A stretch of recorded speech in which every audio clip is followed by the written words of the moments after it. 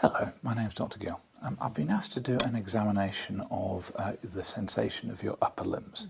Before I start, can I please confirm your name and date of birth? Of course, it's Yanni Nazareno, 30th of September, 96.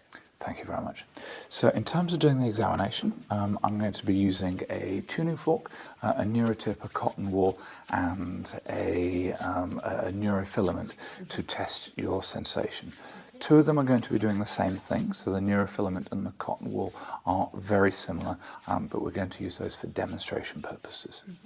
So if we start off with a Neurofilament, these are specifically designed to bend at a set mass. So at this, it will bend with the weight of 10 grams. Therefore, I know that I'm using the correct force because it's bent, and thus the patient is always having the same sensation or the same load throughout the examination. A 10-gram filament is very important because this allows us to test for diabetic neuropathy. So to start off, we're going to check, demonstrate the patient. So keep your eyes open, I'm just going to touch your neck. Can you feel that? Yes. Fantastic. Then we're going to have, the patient is now aware of the sensation that they're going to experience, and they've seen it.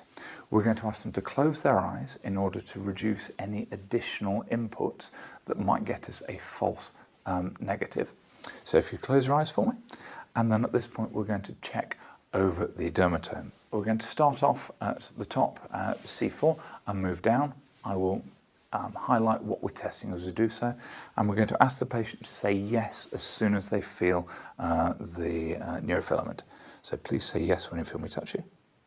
Yes. So that's C4, and we must make sure we check Yes. on the opposite side as well.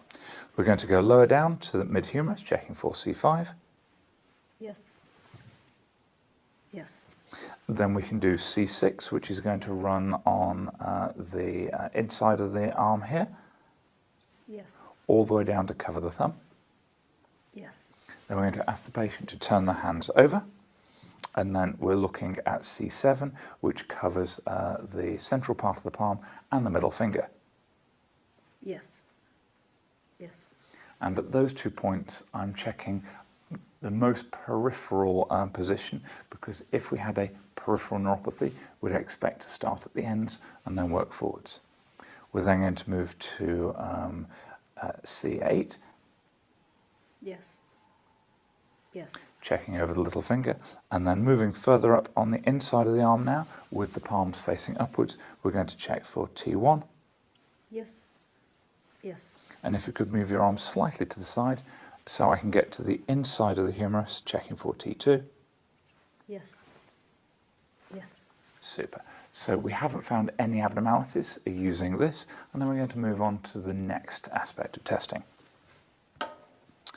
So we're going to essentially do very similar, now using cotton wool. And in terms of doing crude touch, we're looking at assessing the anterior spinothalamic tracts, which we'll do with the cotton wool. So with the patient's eyes open, we're going to check at the neck. Yes. So the patient is aware of the sensation, and we're going to repeat in those same locations. So if you keep your eyes closed for me, please. So C4, Yes. Yes. C5, Yes. Yes. C6, Yes. Yes. and if you turn your hands over for me, C7, Yes. Yes. and C8, Yes. Yes. T1, Yes. Yes. and then if you move your arms apart slightly, Yes. Yes. and T2. So discarding the cotton wool, we're then going to take the Neurotip, making sure we've got a nice new one. So we're going to make sure the patient is aware what this is and what's going to happen. So this is a blunted needle, so it won't be painful, but if I'm going to touch the top of your neck, so you should feel a sharpness. Yes. Okay. So we're going to use exactly the same locations as we've just done before. So C4, Yes. Yes. C5, Yes. Yes. C6. Yes. Yes. If you could turn your hands over for me. C7, Yes. Yes. C8, Yes. Yes. On the inside of the forearm, T1. Yes. Yes. And then moving arm slightly aside for T2. Yes. Yes. So we've got no abnormalities, and we make sure we discard the neurotip. So that's the neurofilament and the cotton wool testing the anterior spinothalamic tracts. We've then gone over to pain with the neurotip, checking for the lateral spinothalamic tracts. We're then going to take the 128 Hertz tuning fork to test for the dorsal columns. So in terms of that, we're going to strike the tuning fork, have the vibration, and we're going to place it to the patient's chest. You can feel that vibration, and when I do such, it stops.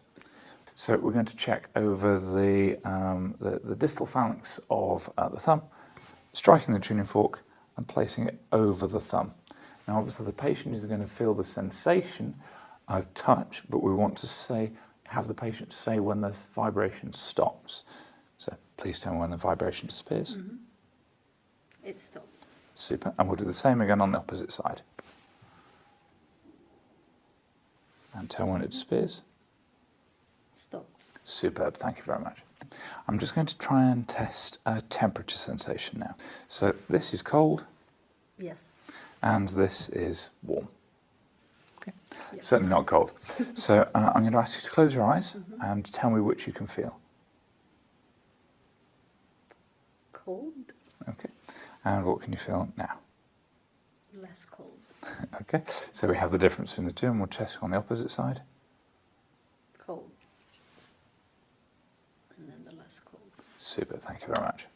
So we've confirmed there we've got intact sensory modalities to all three forms of testing. So we've got a normal upper limb sensory response. Now we would finally complete with proprioception.